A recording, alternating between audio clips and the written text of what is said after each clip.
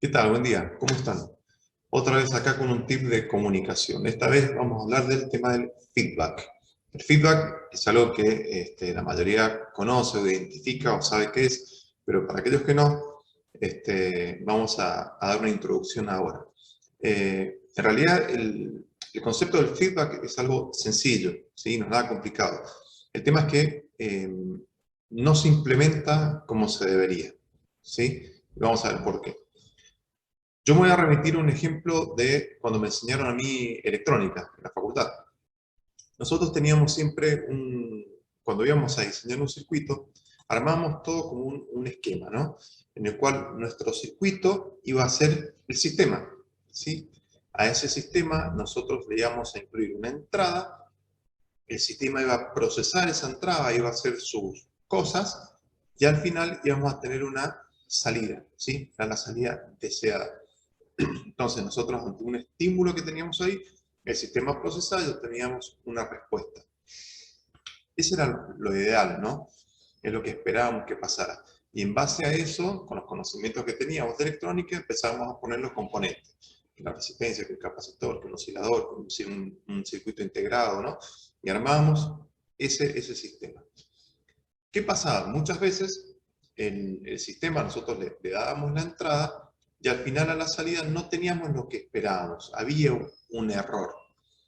Entonces, para eso, este modelo que teníamos de procesar una entrada para obtener una salida mediante un sistema, se amplió, ¿sí? Y en el cual nosotros tomábamos la salida del sistema y la pasábamos por un circuito que se llamaba comparador, ¿no? Entonces, ese circuito lo que hace es tomar la salida, me la compara con lo que yo deseaba, con el parámetro que yo deseaba, y me daba esa diferencia de error, ¿sí? ¿Qué hacíamos nosotros? Ese error lo volvíamos a inyectar sobre la entrada para que el sistema tenga algo así como una autocorrección y pudiera dar la salida deseada. Esto es muy bonito, ¿no? Porque, sí, bueno, como sabemos que son componentes electrónicos, sabemos cómo funciona cada uno, cuál es su comportamiento, ya está, o sea, corregimos y actúa solo, ¿no? Entonces, es bastante predecible lo que puede llegar a pasar. Ahora, ¿qué tiene que ver esto con lo que estamos hablando de feedback? Ya les voy a comentar. El tema es que cuando nosotros estamos en el trabajo, o en una empresa, o comunicándonos en general, eh, los sistemas no son sistemas predecibles, muy duros, ¿sí? Como es la electrónica, que sabemos lo que hace una resistencia, sabemos lo que hace un capacitor, un inductor, un circuito integrado, sabemos específicamente, están las especificaciones técnicas, sabemos qué hace cada uno. Y a nosotros nos enseñan cómo acomodarlos para que funcionen de una u otra manera. El tema es que el sistema, en la vida real en este caso, son las personas, a la cual a las personas se le da una instrucción, ¿sí? Y si soy yo el que da la instrucción, espero que esa persona, ¿sí?, me entregue un resultado.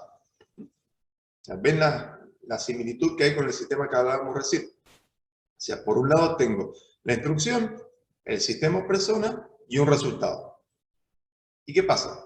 Y yo le digo a Pepe, Pepe, por favor, este mes necesito que aumente las ventas en un 20%.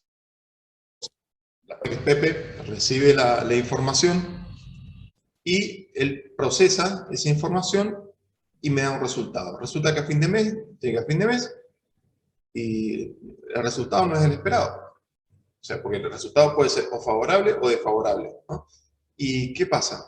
No, Pepe, no puede ser. No. Te pedí que me traigas un 20% de aumento y resulta que un 5%. ¿Qué pasa? Y yo, que soy el que di la instrucción, empiezo a llenarme de juicios y decir, no, Pepe no sirve, la verdad que es un desempeño pésimo, y empiezo a hablar un montón de cosas. ¿Qué pasa? Todas esas cosas son emociones, prejuicios, son cosas que salen de mí. ¿Qué pasa? Si nosotros empezamos a implementar el modelo del feedback, tenemos que tomar esto con la analogía que hacíamos recién.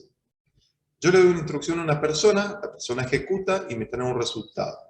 Ahora, ¿qué hago yo? Bueno, voy a hacer lo que hacíamos recién. Yo voy a tomar ese resultado y lo voy a traer, y el sistema comparativo en realidad va a ser una reunión, sesión con la persona de feedback. ¿Sí? En esa sesión vamos a ver qué pasó de ese 20% que yo traía, llegamos a un 5%, hay una diferencia de un 15%, y vamos a evaluar qué pasó que no se llegó a ese 15%. Y en base a lo que descubramos en el medio, ¿sí? De qué es lo que pasó que no se llegó al 15%, esa información se la vamos a administrar al sistema, o sea, a la persona, para que tome acciones y corrija resultados y la próxima vez sea más efectivo. ¿Sí? Pero entonces, el tema del feedback, hay distintos tipos de feedback, ¿no? Pero puede ser o correctivo, ¿sí? O puede ser un feedback motivador, por así decirlo. O sea, yo sí veo que en un caso distinto, por ejemplo, la persona, yo le pedí un 20% y resulta que llegó con un 40% de crecimiento, yo lo que voy a hacer es voy a tener una sesión de feedback para saber qué es lo que hizo, e identificar quizás hay ciertas actitudes, ciertas destrezas, ciertos hábitos que tiene esa persona que son realmente buenos y que yo los puedo implementar quizás en otras personas. O sea, el feedback no es solamente para corregir, sino para identificar posibilidades también. Pero lo que quiero que vean es la analogía que hay con el feedback y que la gran diferencia que hay entre el circuito que vimos inicial y el circuito que les presento ahora es que estamos trabajando con personas.